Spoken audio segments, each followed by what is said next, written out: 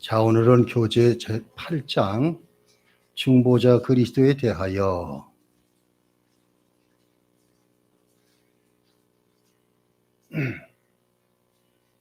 찾으셨으면 1항부터 같이 읽어보겠습니다.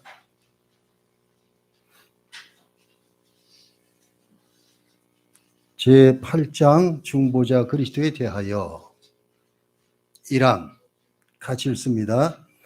하나님께서는 영원한 목적을 가지고 주 예수 곧 자기 독생자를 택하여 하나님과 사람 사이의 중보자가 되게 하시고 선지자여 제사장이요 왕이요 자기 교회의 머리요 구원자요 만물의 후사요 세상의 심판자가 되게 하시기를 기뻐하셨다. 하나님께서는 영원 전부터 그리스도에게 한 백성을 주옵시어 그리스도의 씨가 되게 하시고 그리스도로 말미암아 그 백성이 구속받고 부르심 받아 의롭게 되고 성화되어 영광에 이르게 하셨다. 자, 1항은 중보자 그리스도에 대해서 말하고 있습니다. 중보자란 두 당사자 사이에 불화가 있을 때 그 사이에 끼어들어가서 화해를 주선하는 사람을 얘기를 하고 있습니다. 즉 예수 그리스도가 우리의 중보자라. 오늘 5절에 보니까 하나님은 한 분이시오 하나님과 사람 사이의 중보자도 한 분 이렇게 말하고 있습니다.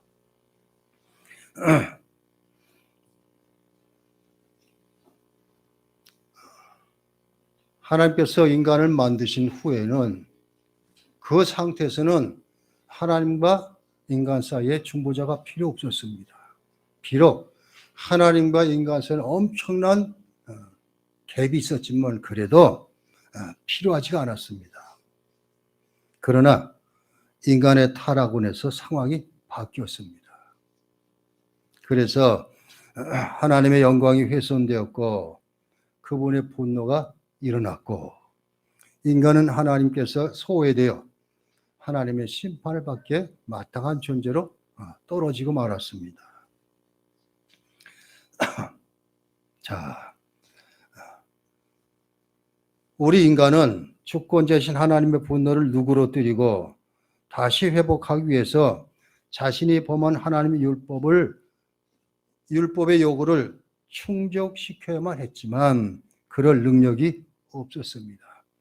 죄가 들어오니까 하나님께서 말씀하신 걸 하나도 행할 능력이 없어졌습니다.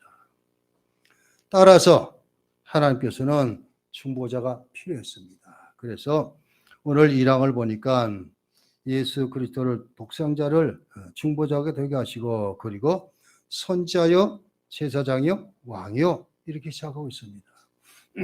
이건 구약에 나오는 하나님으로부터 기름 부음을 받은 사역자들을 말하고 있습니다. 이것을 그냥 세 가지 직을 다 감당한 사람을 주로 메시아 이렇게 얘기를 하고 있습니다. 그런데 하나님께서는 타락한 인간들을 다시 하나님께 돌아오도록 하기 위해서 새 직분의 사람들을 세워주셨습니다. 근데 이 사람들을 그냥 불러 세운 것이 아니라 반드시 기름 부어서 세우셨습니다. 그래서 선지자, 제사장 그리고 왕은 기름 부은 사람들만 그 사역을 감당합니다. 자, 이 세 직분의 사람으로 통해서 구약에서는 그래도 하나님을 떠난 타락한 인간들을 다시 돌아오게끔 하는 일을 이 세 직분을 가진 사람들이 하기를 원하셨습니다. 자, 그런데 선지자는 세워지긴 세워졌는데 마지막에 가니까 거짓 선지자들이 태어나가지고 선지자의 기능을 못합니다. 하나님 말씀이 없어집니다. 선지자는 말 그대로 하나님께서 주신 말씀 그대로 전하는 것뿐이 없는데 자꾸 변질되고 맙니다. 그리고 자신들의 이익을 추구하고 자, 그래서 선지자도 중보자 역할을 감당하지 못했고 구약 전체를 보면 그렇습니다. 또 제사장 아마 이 선지자요 제사장이요 왕이요 이 세 직분을 그나마 감당한 사람 몇 사람이 있어요, 구약에. 처음에는 아마 모세가 좀 해당이 될 것 같아요. 모세는 하나님의 말씀을 직접 받고 백성에 전하는 선자 역할도 했습니다. 그리고 처음에는 제사장 역할도 했습니다. 그렇지만 뒤에 모세 형 아론이 이 일을 대신 맡았습니다. 그리고 이스라엘 백성을 가나안 땅으로 인도하는 그 과정 사이에 왕의 역할도 했습니다. 모세 이후에 하나님께서 이 세 직분을 감당할 사람이 어디 있었는가 가만히 제가 성을 보니까 그나마도 한 사람이 생각이 나요. 사무엘이 생각이 나더라고요. 사무엘은 선자이기도 하고 하나님의 말씀을 들었습니다.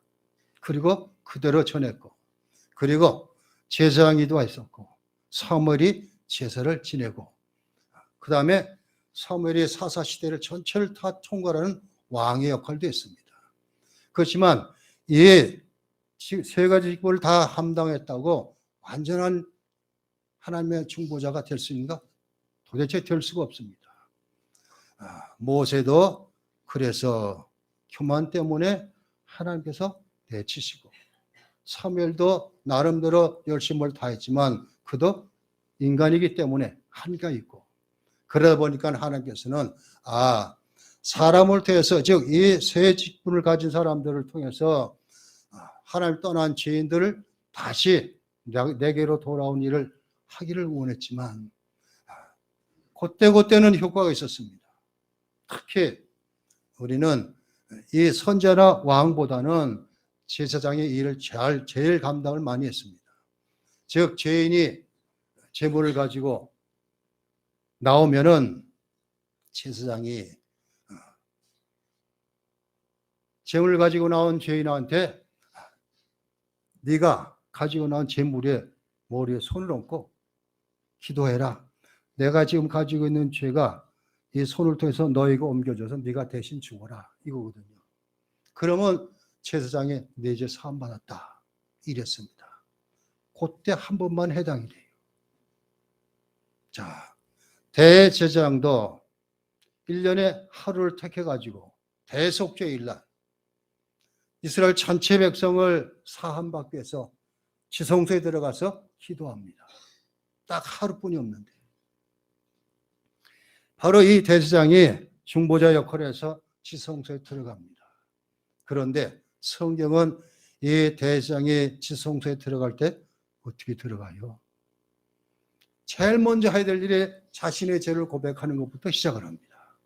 그리고 그냥 들어가는 것이 아니라 옷술에다가 방울을 달고 들어갑니다.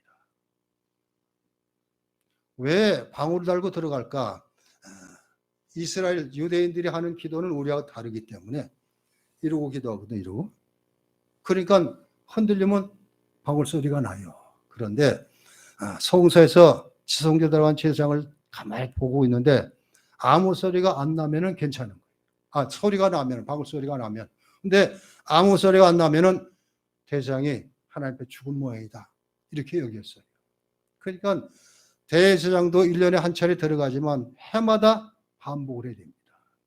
그러니까 해결되는 것이 하나도 없어요. 그러니까 하나님께서는 이 사람을 통해서 절대 구원받을 수가 없다. 중보자가 될 수 없다. 인정을 하셨어요. 왜 그럴까요? 그들도 하나님의 말씀을 따라서 말씀을 전해서 너 이렇게 하면 안 돼. 말씀대로 돌아와. 왕은 하나님의 말씀을 가지고 나라를 다스리고 제사장은 제사 드릴 때마다 그걸 행하고 그렇지만 그때뿐이 효력이 있고 안 됩니다. 그런데 이 사람들의 대부분 다 뭐예요? 똑같은 죄인들이에요. 제사장이 됐든 선자가 됐든 왕이 됐든 전부 다 죄인입니다. 그렇기 때문에 하나님께서는 사람을 통해서는 사람을 구원할 중보자를 세울 수가 없다. 그렇게 결정하시고 한 사람을 세우기를 원하셨습니다. 그분이 바로 예수 그리스도이십니다. 자, 하나님의 죄책을 대신 감당하고 화해 근결을 마련할 사람이 필요하게 이르렀습니다. 그런 직임과 사역이 하나님과 사람들의 충고하신 예수님께 배당이 되었습니다. 바로 1항은 바로 그 얘기를 하고 있습니다. 그러면서 오늘 1항은 하나님께서 예수 그리스도를 유일한 중보자로 세우셨고, 그리고 그를 통해서 그에게 해당된 백성들을 구원하도록 하셨다. 이 두 가지를 가르치고 있습니다. 자, 첫 번째는 하나님 영원전에 자신의 독생자인 주 예수님을 하나님과 사람들의 중보자로 세우셨습니다. 영원전에 계획하시고 그것이 때가 되자 이루어졌습니다. 자, 그래서 성경 잠언 8장 23절은 만세 전부터 태초부터 땅이 생기기 전부터 내가 세움을 받았나니 이렇게 기록하고 있습니다. 베드로전서 1장 20절에서는 그는 창세 전부터 미리 알림 받으신 이나 이 말세에 너희를 위하여 나타나신 바 되었으니, 베드로는 이렇게 구별하고 있습니다. 자, 그러면서 이 예수님께서는 이렇게 때가 되자 중보자로 이 땅에 오셨습니다.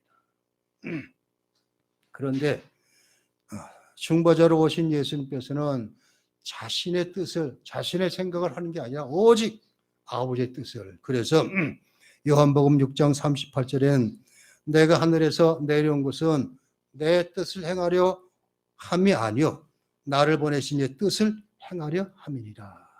요한복음 6장 38절에 이렇게 말하고 있습니다. 요한은 요한일서 4장 10절에 우리 죄를 속하게 하여 화목제물로 그 아들을 보내셨다. 이렇게 쓰고 있습니다.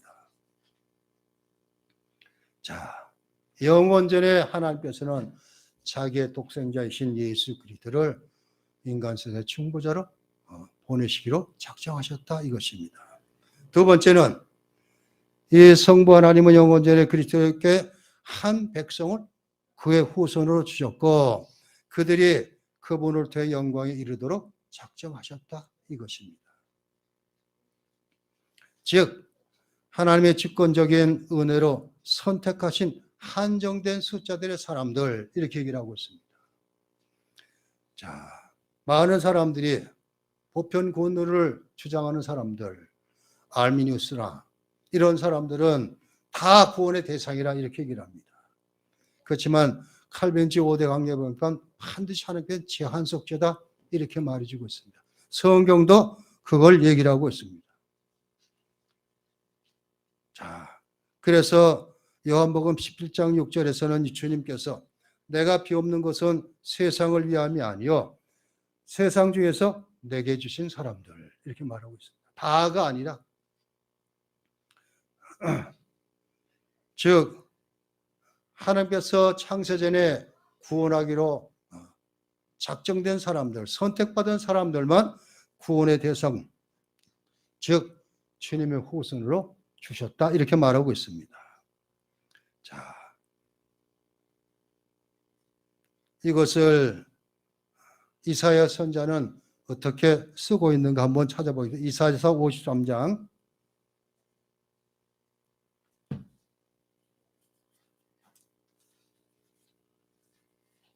이사야 53장 10절 11절입니다.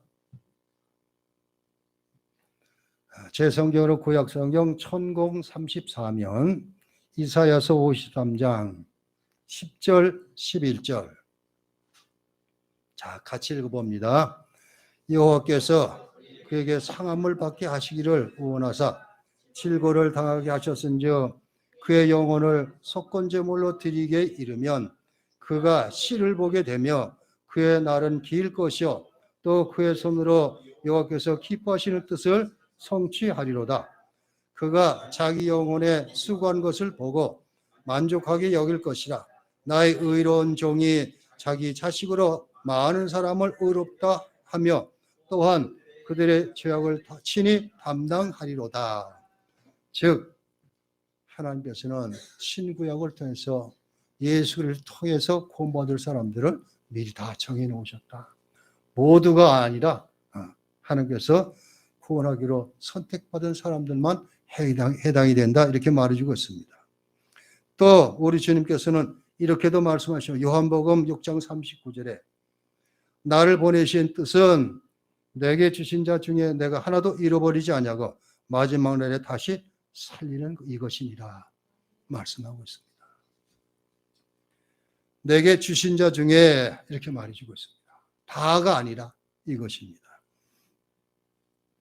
자, 이람을 통해서는 두 가지를 우리가 배울 수가 있습니다. 하나님께서는 우리를 구원하셔 자기 아들을 예수 그리스도를 중보자로 주시기로 영원전에 작정해 놓으셨다 이것입니다. 두 번째는 하나님께서는 영원전에 그리스도를 통해서 그분의 택한 백성들만 구원하기로 작정해 놓으셨다 이것을 보여주고 있습니다. 자, 그 다음에 2항입니다. 2항 같이 읽어봅니다. 삼위 중에 제2위신 성자 하나님은 참되고 영원하신 하나님으로 성부와 한 본질이요 동일하신 분이신데 때가 찼을 때 사람의 본성, 사람에게 속해 있는 본질적 특성과 일반적인 연약함을 다 취하셨다. 그러나 죄만은 갖지 않으셨다. 하나님 동정녀 마리아께서 그녀의 실체를 받아 잉태되셨다. 이와 같이 온전하고 완전하며 구별이 분명한 두 본성, 곧 신성과 인성이 전환 없이, 혼합 없이, 혼동 없이, 그리고 불가분하게 함께 결합되었다. 참 하나님이시면서 참 사람이시고, 그러면서 한 분 그리스도시여 하나님과 사람 사이의 유일한 중보자시다. 왜 이 항은 이렇게 적어놓고 가르쳤을까요? 이것은 바로 그때에 이런 생각들을 가진 이단들이 많았습니다. 즉 우리 주님께서 그리스도께서 한간 인간에 불과하다 이렇게 주장하는 소시니우스 주의자들, 다니엘 신론자들, 또 아리우스 주의자들은 예수님은 피조물이며 성육신 이전에는 천사와 같은 영의 상태, 그렇게 존재했다고 주장하는 이런 사람들을 대항하기 위해서 그들의 이단에서 건져내기 위해서 이런 신학적인 문제를 도전하고 있습니다. 우리 그리스도께서는 성육신 이전부터 존재하셨고, 왜요? 하나님이시기에. 그래서 신성과 인성, 이걸 늘 우리는 잊지 말아야 합니다. 영원전부터 성부와 동등하시며 본질이 같은 하나님이십니다. 그리고 그분은 때가 되자 인성과 신성이 온전히 결합된 상태로 세상에 오셨습니다. 따라서 그분은 본성은 둘이지만 인격은 하나이신 참 하나님이며 참 사람이십니다. 이거를 가르치고 있습니다. 자, 세례 요한은 예수님을 가리킬 때 자기보다 먼저 나신 분이다 이렇게 여깁니다. 실제로는 세례 요한보다 6개월 뒤늦게 예수님이 나오셨지만 세례 요한은 그렇게 말합니다. 내 뒤에 오시는 이가 나보다 앞선 것은 나보다 먼저 계십니다. 요한복음 1장 15절에.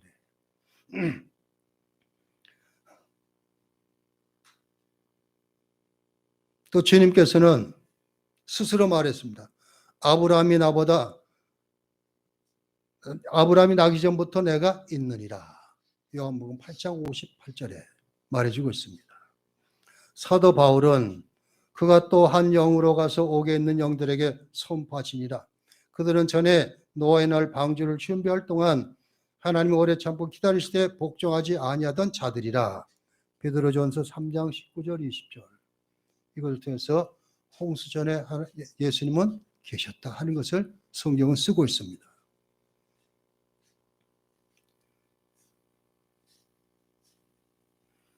자, 예수님은 스스로 요한복음 10장 대제사장 기도에서 5절에 이렇게 말하고 있습니다. 아버지여, 창세전에 내가 아버지와 함께 가졌던 영화로서 지금도 아버지와 함께 나를 영화롭게 하옵소서. 창세전에 말하고 있습니다.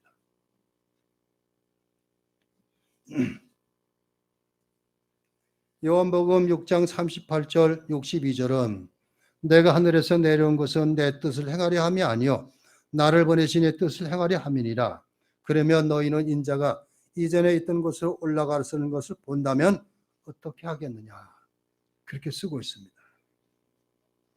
그래서 우리 주님께서는 성육신 이전부터 존재해 계셨고 하나님과 똑같은 동일한 하나님이십니다. 이거를 말해주고 있습니다.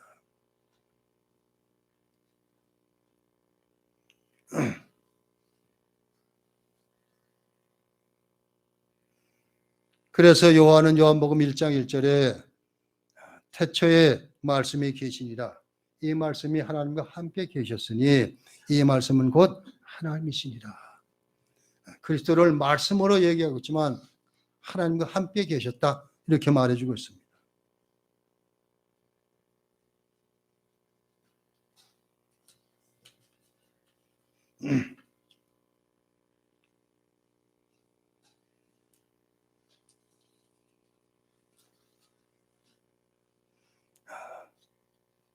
그래서 구약을 통해 보면은 곳곳에 예수님에 대한 것을 그림자처럼 보여주고 있습니다.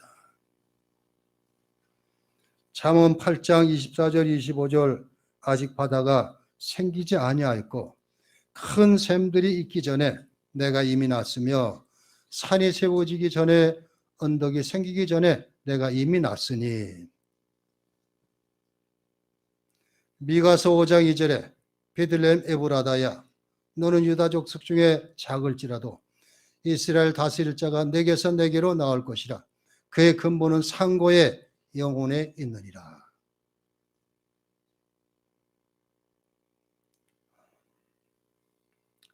요한은 요한복음 1장 14절에 말씀이 육신이 되어 우리 가운데 거하심에 우리가 그의 영광을 보니 아버지의 독생자의 영광이요 은혜와 진리가 충만하더라.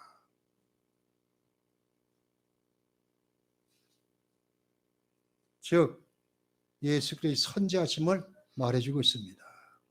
즉 영원 전부터 즉 하나님과 함께 계셨고 비록 육신 입고 태어나신 것은 때가 찼을 때에 하나님께서 마리아의 몸을 빌려서 태어나게 하셨지만 성경 전체가 다 주님께서는 하나님과 일찌감치부터 영원 전부터 함께 선지해 계셨다. 이걸 얘기를 하고 있습니다. 두 번째 이 이항을 통해서 우리가 배울 것은 첫 번째는 예수님의 선지하심 하나님과 똑같다. 이걸 말해주고 있습니다. 두 번째는 때가 되자 성자는 인간의 본성을 취해 자신의 신정과 하나로 결합하였다. 여러 이단들이 이 조항을 거부해 왔습니다. 그래서 그런 이단들을 논박하기 위해서 두 번째는 우리 주님께서는 완전한 인간의 본성을 취하셨다. 이것입니다. 똑같은 인간의 몸으로 오셨다. 이렇게 말해주고 있습니다. 자, 가연설을 주장했던 이단들은 그리스도가 참된 육체를 지닌 존재가 아니라 환상에 불과하다, 환영에 불과하다 부인했습니다. 또 다른 이단은 그리스도가 영혼 없는 육체만 지닌 존재다, 한낱 인간에 불과하다 이렇게 주장하기도 했습니다. 그렇지만 성경은 우리 주님께서 인간이심을 철저하게 낳고 천하지고 우리와 똑같은 몸을 갖고 오신 분으로 소개하고 있습니다. 그래서 우리 주님께서는 배고프실 때는 배가 고파하셨고 목이 마르실 때는 목마르다 하셨고 슬플 때는 우시기도 하셨고 또 화를 내시면서 꾸짖기도 하셨고 우리 인간이 했던 모든 것을 다 하셨습니다.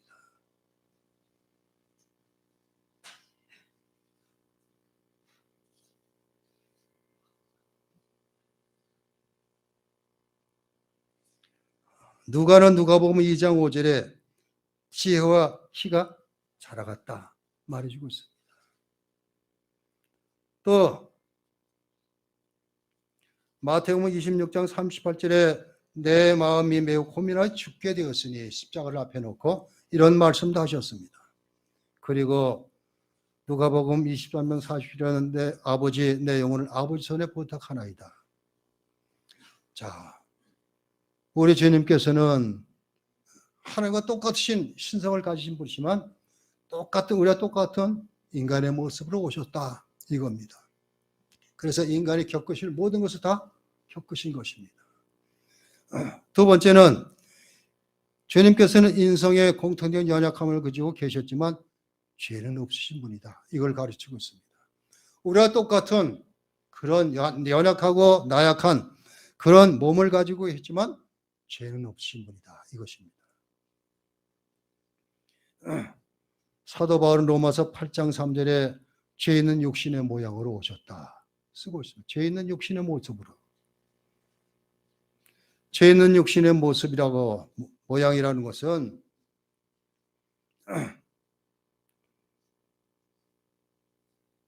인간이 가지고 있는 죄가 없으신 분이라는 것을 애들로 표현하는 그런 말입니다. 그래서 히브리서 저자는 히브리서 7장 26절에 이러한 대제사장은 우리에게 합당하니 거룩하고 악이 없고 더러움이 없고 죄인에게서 떠나 계시고 하늘보다 높이 되시니라 말하고 있습니다.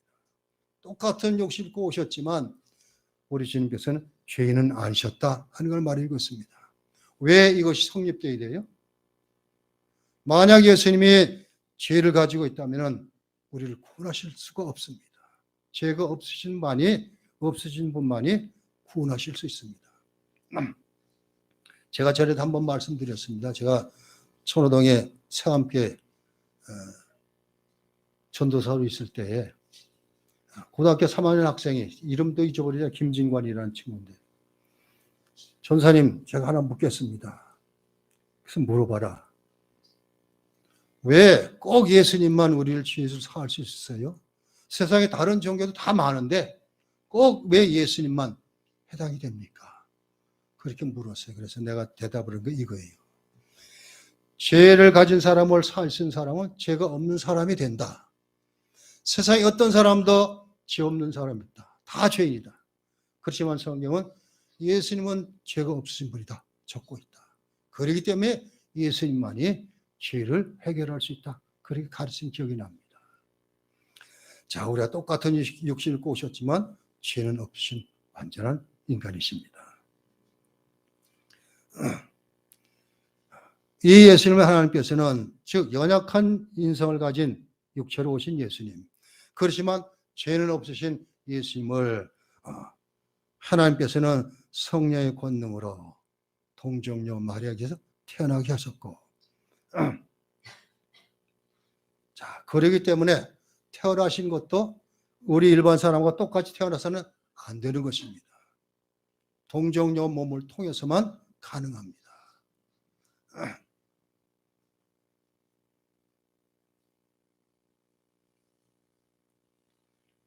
그리고 네 번째 가르칠 것은 성자 예수님은 인성을 취해서 신성과 하나가 되었다. 이것을 가르치고 있습니다. 이 얘기는 5세기에 등장했던 이단을 논박합니다.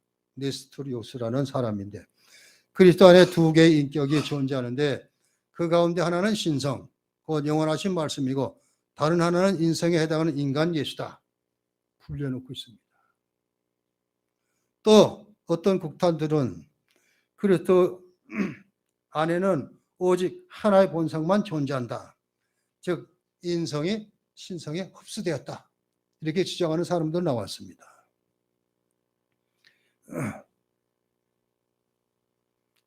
신성과 인성이 그리스도라는 인격 안에서 불가분의 관계를 맺게 되었다는 진술은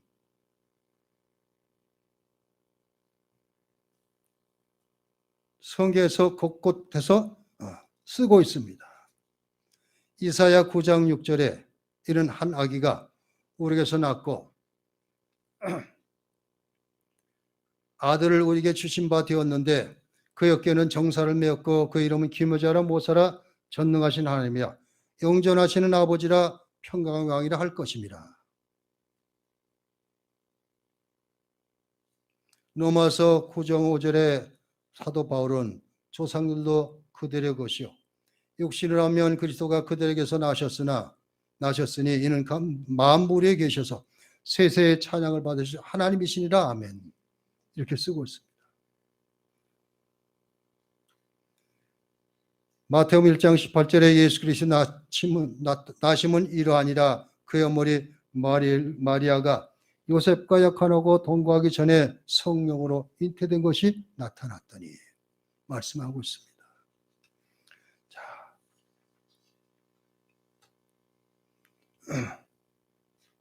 신성과 인성이 같이 결합이 되었습니다.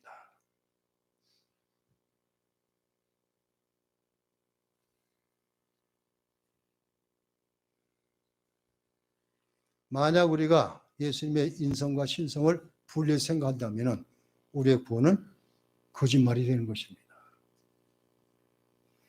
자, 예수님께 십자가 죽으신 것은 우리가 똑같은 몸을 가지고 우리가 죄 때문에 당할 것을 몸소 당하신 것입니다.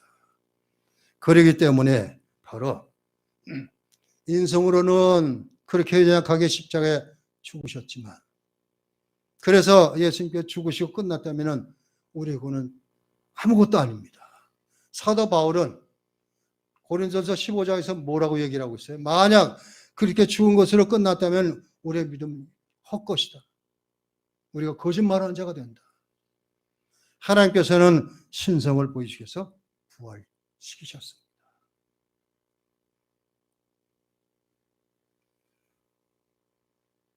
그렇기 때문에 우리는 이 하나님, 즉 삼위 하나님을 우리가 따로따로 떼어놔서 삼신론처럼 그렇게 인정한다면 우리의 구원은 소용없는 것입니다. 제가 늘 말씀을 드리지만 하나님께서는 우리들을 구원하시면서 즉 택한 자를 구원하시면서 창세전에 선택해 계획해 놓으셨습니다. 계획 가운데 우리를 택해 놓으셨습니다. 시간이 지나 예수님을 보내셔서 그 예수의 모르고 믿음으로 반응하는 사람들을 구원하기 위해서 주님께서는 그 구원을 이루시기 위해서 십자가에 죽으셨습니다. 그리고 성경으로 사흘 만에 부활하셨습니다. 그래서 우리 기독교는 십자가와 부활의 종교입니다. 어떤 것은 십자가만 주장하는 사람이 있고 어떤 것은 부활만 주장하는 있는데 이 둘이 연결이 되어야지 완전해지는 것입니다. 자,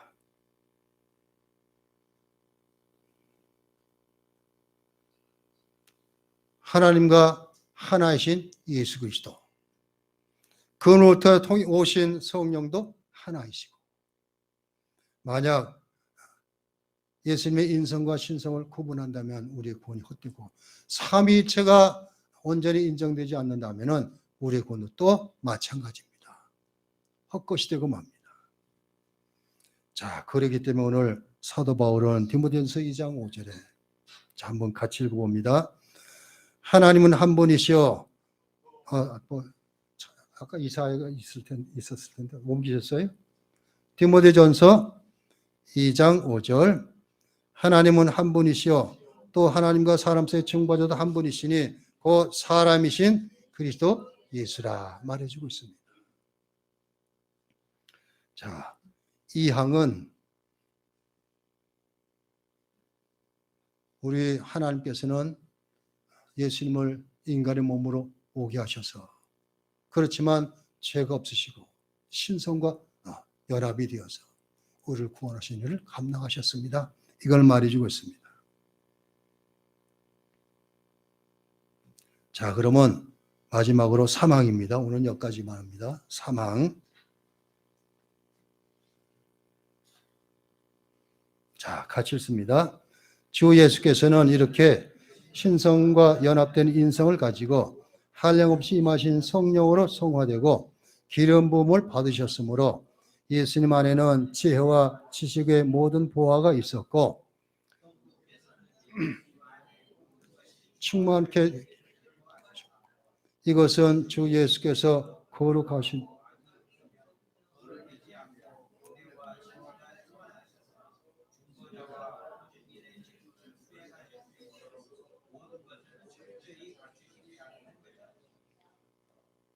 이 직분은 예수께서 스스로 취하는 것인가 아니요 성부께서 예수를 불러주신 것이다. 그리고 성부께서는 모든 권세와 심판을 예수님의 손에 맡기시고 그것을 수행하도록 명하셨다. 자, 사망은 중보자의 직임을 수행하는데 예수님의 그리스도의 자격 조건을 진술하고 있습니다. 자, 그래서 사망은 다른 게 아닙니다. 중보자 사역을 주님께 맡기셨는데 하나님께서는 그 수행하는 데 모든 필요할 때 필요한 모든 자격을 갖추도록 하셨다. 이걸 얘기하고 있습니다. 자격 조건이 충분히 이루셨다 이것입니다. 자, 그것이 뭡니까?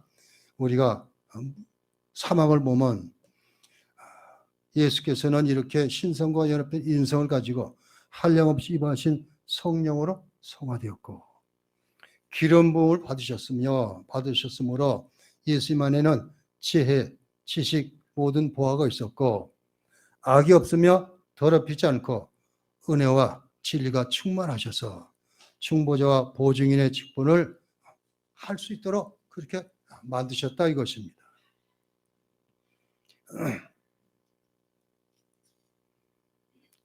그래서 사도 요한은 요한복음 3장 34절에 하나님 보내신 이는 하나님 말씀을 안 하니 이는 하나님이 성령을 한량없이 주심이니 한량없이 성령을 주셨다 말씀하고 있습니다.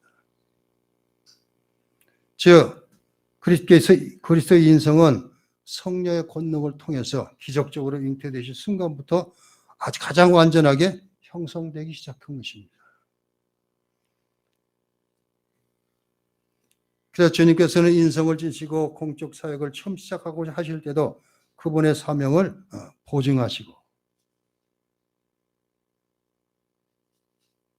자, 누가복음 찾아봅니다. 신약성경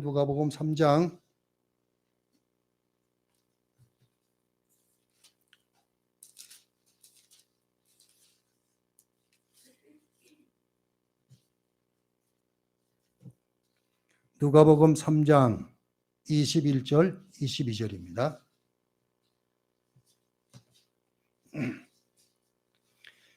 제 성경으로 신약성경 91면 누가복음 3장 21절 22절 자, 같이 읽습니다.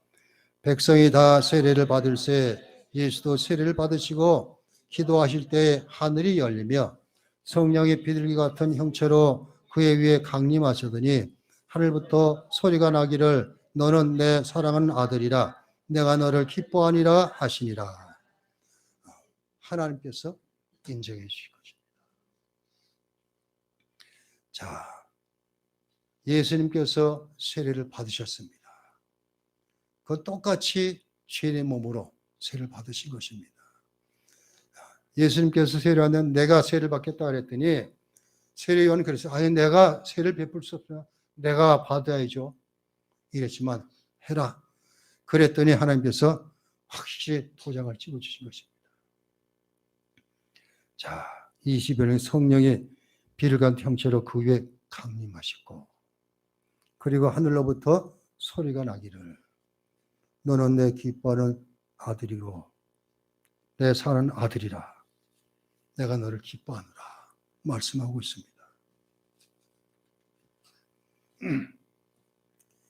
주님께서는 중보자 역할을 감당하고 계신 모든 자격 조건을 갖추시고 그것이 어떻게 이루어졌는가 아예 창세 전부터 하나님께서 정하신 것으로 하나님 작정 안에 다 들어있었던 것이다 하는 것을 보여주고 있습니다. 자, 이렇게 오늘 4항까지를 보고서 다음 이제 4항부터 다시 공부하도록 하겠습니다. 기도합니다.